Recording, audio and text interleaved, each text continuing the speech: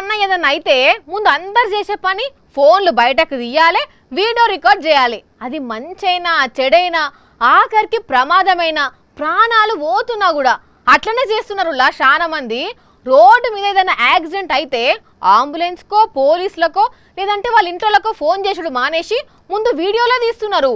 అట్లనే చేస్తే గిడొక పోలీస్ పరిస్థితి ఏమైందో చూడుండ్రి.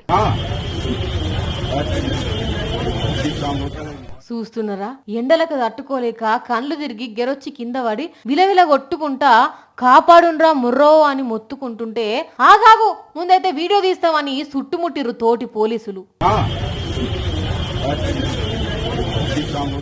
ఇది ఉత్తరప్రదేశ్ రాష్ట్రంలో. ఇప్పుడు ఇక్కడ మస్తు అంటే మస్తు ఎండలు దంచి కొడుతున్నాయి.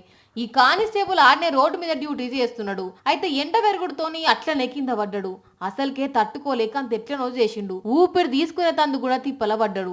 వెంటనే వీళ్ళు అంబులెన్స్ కు ఫోన్ చేసి దవాఖానకు తీసుకుపోయినా అయిపో, లేదంటే అదే రోడ్డు మీద ఏదైనా ఆటో ఇట్లా ఆపి తీసుకుపోయినా అయిపో, బతుకు కావచ్చు. అట్లా కాకుండా వీడియోలు తీసుకుంటా టైం వేస్ట్ చేసేసరికి పాపం ఈ కానిస్టేబుల్ ప్రాణాలు పోయినాయి.